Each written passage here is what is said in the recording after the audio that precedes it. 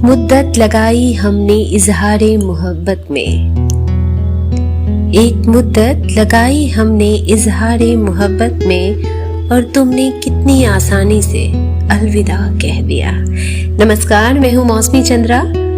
कहानियों की दुनिया में लेकर आई हूँ एक नई कहानी जिसे लिखा है उमेश कुमार जी ने, और कहानी का शीर्षक है अलविदा।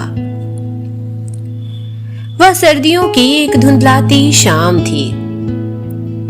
ऊंची ऊंची बिल्डिंगों के पीछे से झांकता सूरज नीचे की ओर खिसक रहा था। ठिठुरती शाम का नीला कोहरा फिजा में घुल चुका था। मैं कॉनॉट प्लेस के इनर सर्कल पर एक लैंप पोस्ट के नीचे खड़ा उसका इंतजार कर रहा था। कुछ लम्हे बीते और वह आती दिखाई दी। उसने पिंक कलर के सूट के साथ व्हाइट सलवार पहनी थी और दुपट्टा साइड में लिया हुआ था। उसके रेशमी खुले बाल हल्के से लहरा रहे थे। आंखों में काजल लगाना उसकी आदत में शुमार था, जिसकी वजह से उन आंखों की गहराई और भी बढ़ जाती थी और मैं उनमें झांकने से अक्सर घबरा जाता था। मंथर गति से चलती हुई वह मेरे सामने आकर खड़ी हो गई। मैंने उसे गौर से देखा। उसका चेहरा हल्की गुलाबी आभा से चमक रहा था। मैं उससे कुछ नहीं बोला और आंखों से हल्का सा इशारा साथ चलने के लिए किया। हम टहलते हुए मिलेनियम पार्क तक आ गए। रास्ते भर फुटपाथ पर बिक रहे सामानों को वह हमेशा की तरह दिलचस्पी से देखती जा रही थी। एक दो जगह उसने भाव भी पूछे, लेकिन लिया कुछ नहीं। हम पार्क की खाली बेंच पर बैठ गए। पापड़ बेचने वाला एक छोटा लड़का बार बार आकर खरीदने को कहने लगा। मैंने एक पापड़ खरीदा और उसके 4 टुकड़े करके पीछे की तरफ घास पर रख दिए। जब खाना नहीं था तो खरीदा क्यों? उसने कहा। दरअसल यह लड़का बार बार आकर परेशान करता और हमारी बातों के बीच में खलल पड़ता। अब नहीं आएगा, और ये पापड़ नहीं, समझ लो मेरे दिल के टुकड़े हैं। कहकर मैंने एक फीकी मुस्कान उसकी ओर उछाली, लेकिन मेरी बात सुनकर गंभीर ही बनी रही वो। मैंने पहलू बदला और हल्का सा उसकी ओर मुड़कर बैठ गया। गहरी सांस लेकर मैंने उससे पूछा, क्या यह तुम्हारा आखिरी फैसला है? उसने एक नजर उठाकर मेरी ओर देखा और हाँ में गर्दन हिला दी। मैंने बेचैनी से पहलू बदला, लेकिन प्रणय मेरा छोटा भाई है, यह बात तुम जानती थी रागिनी। फिर भी मैं क्या करूं?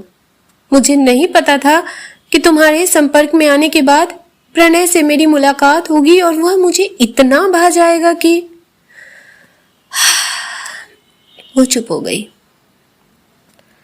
लेकिन रागिनी, मेरा इसमें क्या दोष? तुम्हारा कोई दोष नहीं है सुबीर। हम अच्छे दोस्तों की तरह साथ रहे, एक दूसरे का सुख दुख बांटा और जब तक वह चला सब अच्छा था। लेकिन प्रणय से मिलने के बाद मुझे ऐसा लगा कि मैं उसके लिए ही बनी हूं। मैंने फिर से गहरी सांस ली। एक सन्नाटा हम दोनों के बीच पसर गया। स्थिति से उबरने के लिए मैंने किसी तरह सन्नाटा तोड़ा। ठीक है रागिनी, तुम्हारी जिंदगी है, जैसा तुम चाहो।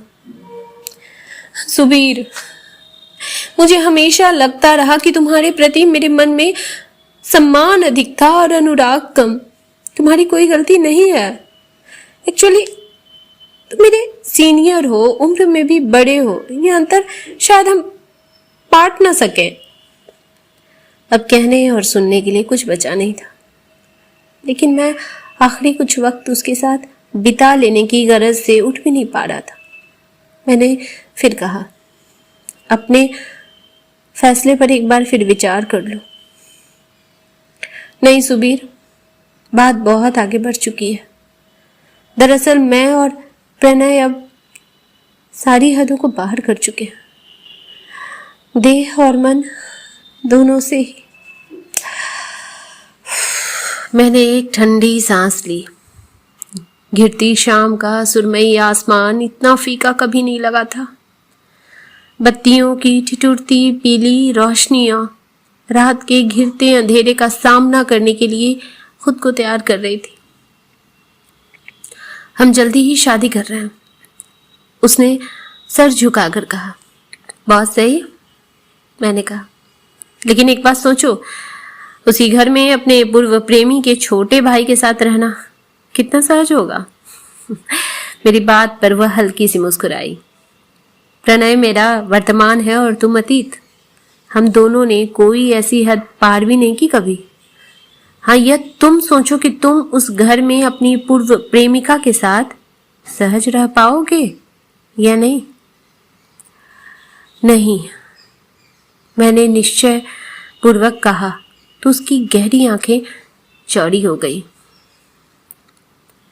मुझे बंगलुरु की एक कंपनी से जॉब ऑफर मिला है, लेकिन तुम्हारे शहर में ही रहूं इसलिए टालता रहा।